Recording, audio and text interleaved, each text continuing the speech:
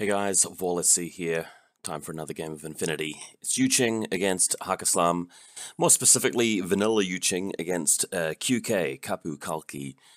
This game is against old Jed, a guy that I don't often get to play against, unfortunately, because he's quite busy. So this is a rare opportunity to crank out some gaming, and it's infiNity. It's ITS, it's going to be Firefight, so look up the rules for that mission. Pretty straightforward one, although it's not really much of an annihilation mission. It's about sort of adding up all these different bonuses now. So 3 points for more army kills, 2 points for killing more lieutenants, 1 for specialists. You get an additional 1 for the data tracker, an additional 1 for securing more stuff from the panoplies, and there are 2 classifieds worth 1 each. So there's actually quite a few little bits and pieces you can pick up here.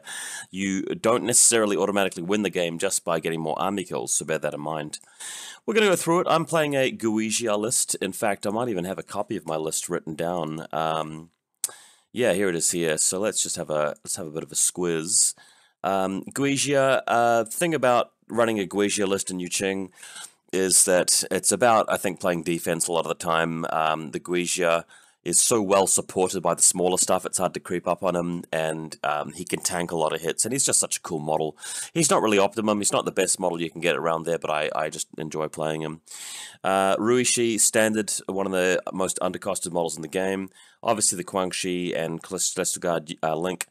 Dock and Engineer, just because I'm playing a bit more defensively for this one. Flash Pulse, the standard Guilong, and the standard Ninja. Shaolins, basically the only eyebrow-raising choices in this list are the Raiden and the Guijia. Just playing a list that really is content to sit back and just stall out the opponent and win on scenario. So that's the kind of boring old YuJing list that we're looking at today. So let's begin. So I've opted to go for, well, I've lost the role. No, I've actually won the role and opted to go for first turn. My opponent's chosen table side. This is a look at the right-hand side of the deployment zone. Guangxi here, Doctor. There are 2 camo markers, but this one here is the Raiden, and the one next to him is the mine. It's the flashball spot, the old Guijia here. There is a engineer actually tucked in the corner next to him, so he's going to be nearby to repair him if he gets damaged. Another Guangxi here, and more Guangxi and Shaolin Monk in the background, but we'll continue moving on. So that same image again, except moving this out of the way. Let's make this a bit smaller. So as you can see, the engineer tucked into the corner next to the Guijia and Guangxi. The lieutenant here, he's prone, so behind the little garbage can there, and the Shaolin Monk ready to just move out in this direction or this direction, depending on which model's closest, and pop down some smoke if he needs to. Left-hand side flank, we've got another Shaolin, Guangxi, the baggage bot here. The Rishi model is going to be the reserve model. This is the Celestial Guard control device. This is the Kaisotsu hacker. We need him in the list because otherwise you can't supply assisted fire to the Rishi, so that's really, really important. So we'll wait for his models for the reserve. This is my Guilong here, Vault Observer, coming out next to one of the panoplies. And my opponent's list. Now, he's proxied a few things, but we'll go through what I remember of it. He's put out a Al-Hawa assault hacker further out of, in the field. But we've got a Gulam hacker. He's taken 3 Gulam snipers. He really likes them. They're very cheap, and they're very useful in the link. So there's the triple Gulam sniper. We've got a couple of basic Gulam plebs here. The Kaplan engineer is this guy, and he's got a little helper bot for himself there. And I think there's some other type of Guilong at the top, although I can't remember what it was. So this whole building here is stacked out with all the Hakislam troopers. There's even a flashball spot guy down here as well, if I just move my cam. In fact, I'm going to have to move the cam again now because I've just put it in the wrong place. So let's just chuck this up here. So obviously you can see the big, massive building, the HQ, the operations here. We've got a flashball drone here, a Warcore. His Jambazan sniper here. So he's got 2 Janzabans. There's a Janzaban HMG here, and that's the sniper over here. He's going to be deploying his HVT model in this location, but just didn't get around to it by the photo, and a TR bot over this side. In fact, he's taken 2 TR bots, so if If I just zoom out a bit, so the first one's over here, and he's got another TR bot elsewhere in the table, but this is just a bit of a different look. You can see his sniper's got some pretty good angles, but he's prone at the moment, thanks to this little marker here, so we won't be seeing him active throughout the entire game, in fact. My reserve model is the Ruishi, planning on making a first turn push out, possibly under the cover of smoke with assisted fire to get some damage done that can't be revived due to shock. So here we go, another look at the building. I thought he was going to put down a reserve model here, but he just forgotten to place one of his Ghulams, so there are in fact more Ghulams than originally before. I'm counting 1, 2, 3, 4, 5, 6 Ghulams plus a Kaplan and a Janbazan. So his other TR bot is over here. So this is the first one he placed. This is the reserve model TR bot, and there's his HVT in the middle there. So really loves his TR bots. My own criticism of this, though, is he's got no standard hacker, so he can't even put assisted fire on them. My first turn, Shalin moving out to throw down smoke in this location, but he fails the roll, if I recall correctly. The other Shalin doesn't fail the roll, so moving out here with Impetuous, throwing the smoke to this location. That's going to be handy because it allows the Guisha to move into cover of these boxes before engaging. So if he moves just through the alleyway, he won't get any cover. Or alternatively, the Ryushi can use the cover of that smoke. Alright, so this is a point in the game where I looked at the scenario and I thought, well, okay, what do I need to achieve here and what is the best course of action? So let's talk about it for a bit. He has got no heavy-duty Rambos in his list. He's got no heavy infantry at all. He's got 2 Janbazans, which are quite passive, really, and he's got heaps of Ghulam snipers in a link team. They're not particularly hard to overcome in a decent shootout with an HMG. But he's got 2 TR bots. They're not well supported with assisted fire, so I should be able to go after them and systematically just wrestle control over the table using my Guizia and Rushi. So that is the plan, right? One thing I could do is just ignore his army and go after the Panoplies for a bit and just chip away at him in the long term with the Guilung and the Ninja and do it that way and just wait for him to come to me. I know that he's most likely got some drop troopers in the form of probably the Yuan ones, right? So we can count on that, and QK doesn't really have any TO camos, so that's not likely to be coming up either. So I thought about it and I thought, well, the worst thing that can happen here is for me to just go after the TR bot straight away and for them to crit me to death.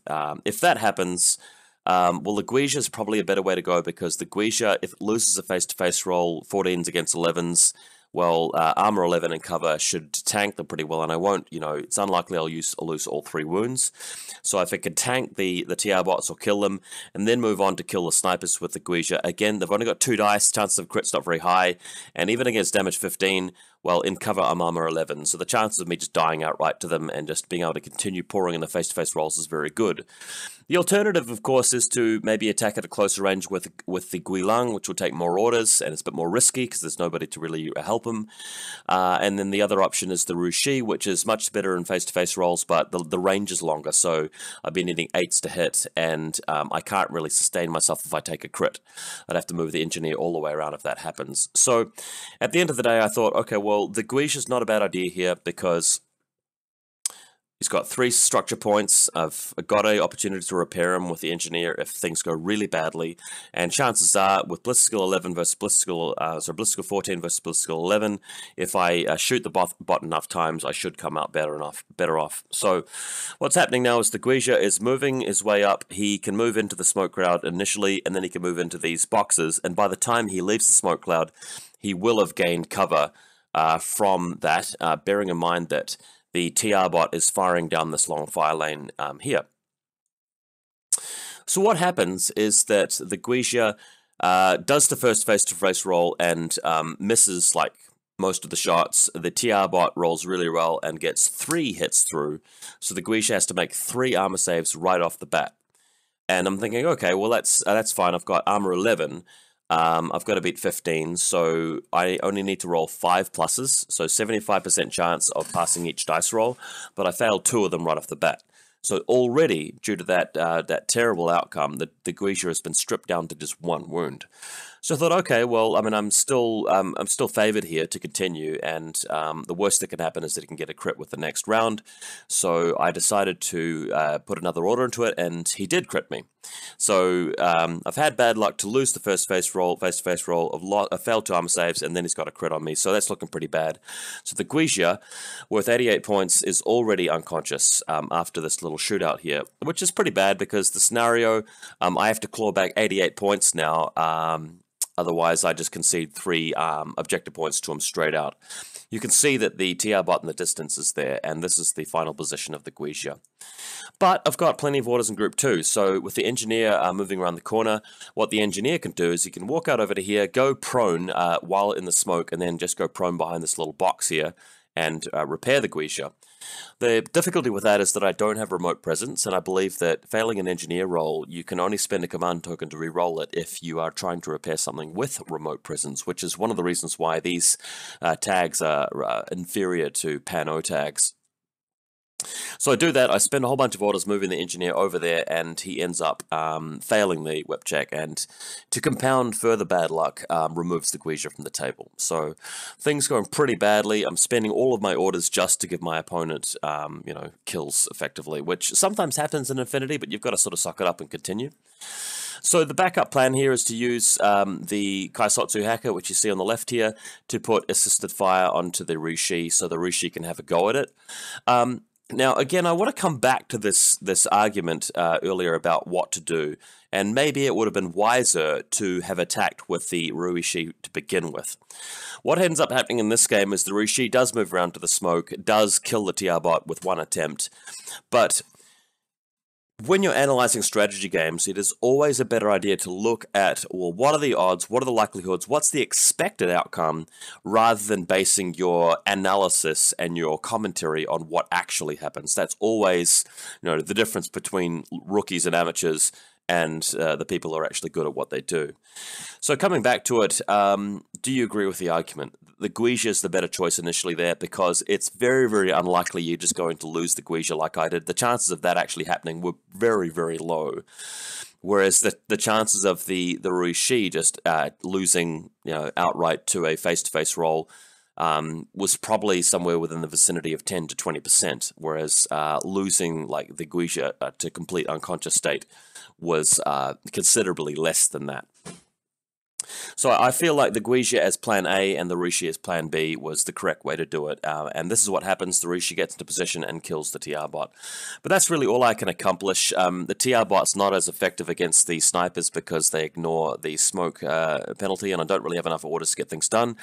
So I decided to spend some command tokens coordinating some orders to move the Guangxis, who impetuous, back into cover. The Rishi's pulled back. The Gui Lung has moved across the little gantryway here. He's been discovered by the sniper, discovering over this line, but he gets into a prone state behind the objective before before he leaves line of sight. So then the Gui Lung just cranks out here, picks out an auto med kit from the panoply, which is great because it means that if he dies later, he might be able to recover himself out in the field. So quite a good find there. So into my turn, the engineer has moved all the way out here, so he's prone where the Guija was. The Guangxi have moved back into covering positions here, and so has the Rishi moved back into cover here. So I haven't really achieved very much. I've given my opponent a massive advantage in this game, but now it's just time to try and call things back. So in his turn, what he does is he has to land his Yuan-Yuans involuntarily because they're impetuous. So landing the first guy here, I'm using hack transport. I'm firing at him with a Shaolin monk, which is not pictured, but he's up on the staircase here. So the Shaolin monk shoots at him, and I also reveal my Raiden heavy rocket launcher to shoot at him as well from the other side of the table. Now the Yuan-Yuan lands successfully. He's -3 for inferior airborne drop, so to speak, but the scenario gives him a +3, but the Shaolin monk rolls an exact 9 to crit him. So the comeback is real. I'm starting the comeback already with a crit pistol. The Raiden, unfortunately, is revealed by this. Arguably, I could have kept him hidden, just because now he's going to be a bit vulnerable against the Jambazan. So I think that's a mistake by me. I think I really should have just kept him there, although the other argument to that is maybe it wasn't a mistake, because I needed to really kill that Yuan-Yuan, otherwise it would have done a lot of damage to my lines there with his chain rifle or pistol. There you have it. The other Yuan one lands on the right-hand side of the table successfully, just coming on the side of the table there. Gonna be able to throw smoke later. And the third one tries to drop down on the staircase next to where the Guilang is, but fails the drop-down check and gets dispersed onto the other side of the table. So if we have a look at it, here's the Guizhi here. He was trying to land next to the staircase there, fails it and rolls, it gets flown 16 inches over to the side. So that's where we end up with him. So the guy on the other side of the table here wants to move up, staying on a line of sight of the pistols to throw a smoke grenade here. So that's going to allow him to go over to the panoply. After throwing the smoke grenade, and you can see it over here, the Jambazan comes up into the roof and is able to knock out my Raiden. Unfortunately, the Raiden, a low armor 3 and in cover, doesn't manage to tank the armor rolls and is killed by the Jambazan. So you can sort of see what I mean here. By staying in camo marker state, it does give me the opportunity to hope that the Jambazan also fails his discover check. Although, to be fair, if the Jambazan is starting with the discover and I don't react, then he gets free shots at me. Whereas if I reveal myself and then attempt to dodge, there's a possibility that I might dodge some of the bullets and get behind cover or tank some of the armor saves and conserve the points of my model. His Al-Hawa now moving a bit closer over here. He has data scan as one of his classified, so he's basically moving up here, getting into range to data scan me. I thought about revealing my ninja, which was in hidden deployment nearby, to red rum him as he was data scanning me, but the position I had my ninja was actually too close to where the Jambazan was, so if I reveal my ninja now, I'd just get killed in his active turn with the Jambazan, so not a great choice, so I had to let him get away with it. So here's the Al-Hawa here. I've got a model situated right here that's the engineer, so he's able to data scan along the angle successfully and pick up a point. We've got the Yan one, which scattered towards his deployment zone, moving up closer to the middle of the table.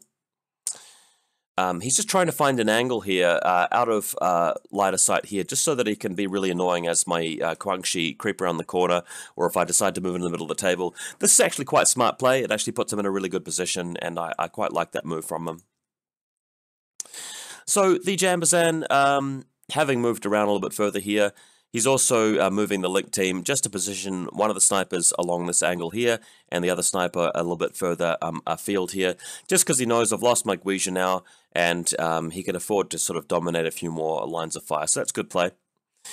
The Jambazan moving across the bridge, and he's just going to overtake the Al-Hawa, who's gone back into camo mode, and again, I can't respond with my ninja because I don't want to lose my ninja in his turn.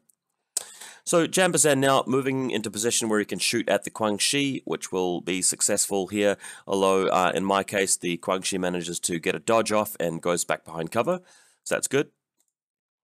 The Jambazan does now move to the top of this building here, where he is able to shoot at the Ruishi and also further at the Guangxi who dodged earlier.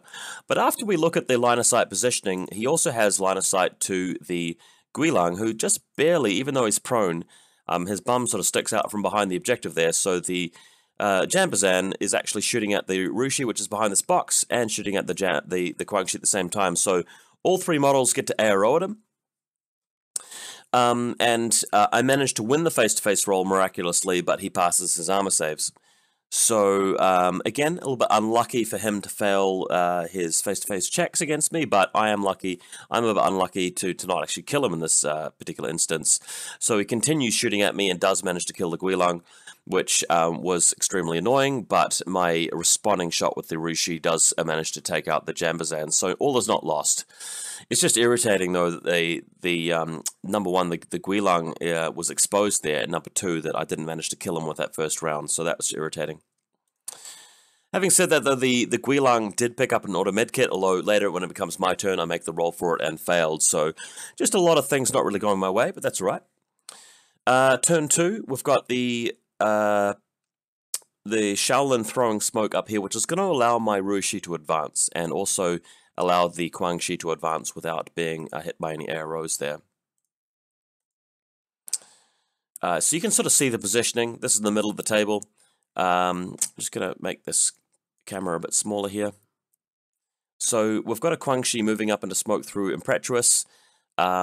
Everybody else is staying as is. This guy here is moving up and actually managing to survive a hit from the enemy sniper, which does a massive arrow along here with 2 shots. So he just goes prone back in behind the staircase. So that's what's happening there. Now that it's my active turn, things are a little bit easier. So I can now move up with my ninja up the staircase and up the staircase, although he does get discovered in the process. So as he moves up, getting discovered, but I'm going to be moving my Rouge up, and he may be tempted to reveal his Al-Hawa. So as you can see here, moving the Rouge through to the smoke, and it's going to be able to come around and end up there. And that's going to allow the Rouge to start killing the Yuan easily, and also killing his Ghulams. So the temptation is for him to hit me with a Carbonite or Oblivion with his Al-Hawa. Once the Rouge gets to this point, there's a trick you can use where you can move to within 8 inches of the Yuan. That's going to force him to do a change-facing, dodge, because he can't see me because I'm in smoke. And then after he's basically forfeited his arrow, I get to shoot him at close range. There are many videos on the internet, it's even on my channel as well, and forums, forum threads, which explain this in a bit more detail. But the point is that it's a trick you can abuse with MSV2 and smoke and models within 8 inches to effectively shoot them pretty much for free. So that does kill the Yuan. Now, he does opt to reveal his Al-Hawa here and actually try and hack me, but that doesn't successfully work. So I am able to now reveal my ninja, who has range already, but note that this is also going to put him in repeater range of my other hacker, so I just want to point that out for future reference. What happens, unfortunately, is that the bad luck continues. So as you can see, I'm not having the best game. The ninja, using Red Rum, goes up against an Oblivion, and the Al-Hawa rolls a crit on an 11, because the Red Rum subtracts 3, so he rolls exactly what he needs, and beats me, doesn't die, and isolates the ninja, which is more rather bad news. So I'm forced to rely on this Kaisotsu hacker now, who can thankfully attack the Al-Hawa due to the repeater, and a Brain Blast thankfully manages to make it through and kill him, which is going to put me up by 1 specialist. So remember, specialists do matter in this game, but in the same turn, the Guilong fails to revive himself with the automatic medkit that he pulled from the panoply, and dies, so we're even on specialists, sadly. Rouge now is able to poke around the corner, shoot at the Guilong in the link team, and thankfully manage to destroy him, and Shark will remove that model from the table, and pulling back behind cover and ending the turn with the Rouge and the Engineer going into suppression fire, indicated by these dice with the 3 on them. Okay, what's next? Okay, so Yuan, now moving out, he's coming about a bit further around the corner and being greeted by a whole bunch of pistol arrows, although he manages to survive them since they are at such long range. The Janbazan has regeneration, annoyingly, so although I failed my regen roll, or my auto medkit roll, he luckily manages to fail his as well, otherwise I would have been in a lot of trouble, a severe amount of trouble. Elsewhere, okay, so you can see the long lines of fire here, the arrows from the Guangxi just shooting at the Yuan as he retreats. But the point is for him to go and actually capture more stuff from the panoplies. This guy, I don't believe has hit the panoplies just yet, so he grabs something out of there, I think like a flash pulse or an adhesive launcher. And over here we've got another Yuan moving up to replace the other one. And what he ends up doing is he ends up throwing smoke here, forgetting that my bot has got MSV2. The correct play is to walk up to within arrow range for change facing, and then use the second short skill to come around the corner for free to get to close combat. But because he forgets about this, throws the smoke and comes around the corner, I get to shoot him point blank with the suppression fire, even as he comes into close combat, and that kills him. So thankfully my opponent dropped the ball there, made a mistake, allows me to claw back a little bit of an advantage. Elsewhere, my opponent reforming the link team with his guys here and shuffling them out just to put another sniper back into position, since he started with so many snipers, and also moving up with his Kaplan engineer, who happens to be the data tracker, by the way. Okay, elsewhere, my final turn, moving up with this guy to throw a smoke grenade to allow the Guangxi to impetuous forward, because he's replaced his sniper into that arrow position, so I'm having to block the way for impetuous troops with smoke. And again, this wasn't an impetuous move, but I have got some in a regular order to use, so he's just throwing the smoke grenade there because I'm going to be able to use that to move out again with the Rushi to continue to remove his AROs. So this time, moving across the road here with my Rushi, getting behind the cover of the objective, and then firing directly at this guy with assisted fire up afresh, and thankfully managed to win the shootout and kill him. So now I can go for a balls-to-the-wall attempt to claw back points. Now I'm down 88 points with the Guija and a whole bunch more for a Raiden, so I need to desperately kill a lot of stuff. I made the calculation at this point that just by going for more panoplies and killing more specialists just wasn't going to cut it, because he's too far ahead on those sort of things as well. So the Rushi making a concerted effort to just start Rambo rushing through the table and get the job done with the remaining orders that I've got. So moving over here, eventually getting into range to come over here and shoot this flash pulse bot at close up with the Spitfire, killing him. Then once in closer range of the TR bot around the corner, I used my Kaisotsu to immobilize him with a gotcha, and then come around here and much more safely shoot him for free effectively while he's trying to reset, and blowing him away as well. Elsewhere, I've used a coordinated order to move the Rushi to safety and one of the Quangshis over to this position, where he'll be in range of the HVT, so I'll be able to capture that if he doesn't actually kill the Quangshi later on. And then finally, setting up the, this is his deployment zone by the way, setting up the Rushi here with suppression fire again, just to get an angle across there if he comes around to try and snipe me, or if this sniper decides to come up with a pistol and hit me at very close range, which I think would be a mistake, but he can try that if he wants to. Also, the ninja, using his isolated irregular order, going back into camo marker state at the end of the turn. So my opponent, having lost yet another sniper, oops, moving the wrong field here. My opponent now actually reforming the link team again, and so he's got Gulam, Dr. Gulam, and a sniper. That's 5. Wants to basically move over to this point, take some risks, shoot at the Rushi. Now I felt this is really risky, because chances are if he's already ahead on points, letting me kill more stuff is going to be really problematic.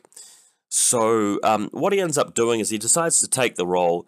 He'll be hitting me on, I think, 14s on 3 dice. No, it's 14 plus minus for cover, minus 3 for suppression. So I'll be hitting on 11s against my rolls on 9s, because I'm just straight ballistic skill minus 3 for suppression fire. Long range and suppression fire. So 3 dice against 3, he does manage to win the roll. I failed the 1 armor save I needed to try and keep this thing alive, and I die. So he gets the better of me there. But there's a free Quangshi pistol from long range, which I think does actually put him unconscious. So that's a little bit of good luck there. Moving up now with the Kaplan, though. Kaplan actually a little bit dangerous too, because this is his data tracker, shooting at the Quangshi and managing to take him out, or at least putting him into dogged state. So that's what happens there. So deciding then to risk his Doctor, because the link team is broken again, Doctor moving down the staircase to go and heal his downed Gulam. The Doctor is exposed to some more pistol blapping, but manages to survive, so quite liking that. And at the end of it, does manage to revive his lone Gulam, and my Quangshi dies. So at the end of it, he's managed to survive with about 6 models. My Quangshi dies at the end of the turn, so cannot complete the classified of securing the HVT. This Rushi is dead, and we added up the points. Rather nervously, I might add, because it was pretty close at this point. It looked like I didn't have much stuff alive, but although the ninja's isolated, I still get his points. I still get all of my support troops and things like that. And after we added it up, I had actually killed more army points by a total of a difference of 3 points, literally 3 points. The value of a war core or a little bot, helper bot. We double checked it, got out the calculators and just rechecked it, and I was ahead on army points, so I get 3 objective points. However, he got more from the panoplies, and he got 1 of his classifieds. We were even on specialists, right? And we hadn't killed data trackers, so I had won the game by a margin of 1 objective point, despite all of that horrendous bad luck throughout the game. As we were packing up, he gave me back his classified cards because we were borrowing them from somebody else playing infiNity elsewhere in the room. And I noticed that his other classified was experimental drug, which means you need to doctor somebody. So I said, hey, dude, like, you actually did revive your Ghulam at the end of the game, so you did get an extra classified. So I said, okay, well, actually, it's a draw. So that was the outcome of the game, guys. Officially, it was a draw. Horrendous bad luck throughout from this game from me. I could arguably have decided not to have moved the Guija out at the start of the game, but I felt like I had a reasonably case to do that. I would have moved him back after that short foray there. Not really the best YuJing list, but it's pretty solid. I think I just, had a fair bit of bad luck this game. Hope you guys enjoyed it, though, and picked up something new. Anyway, we'll see you next time.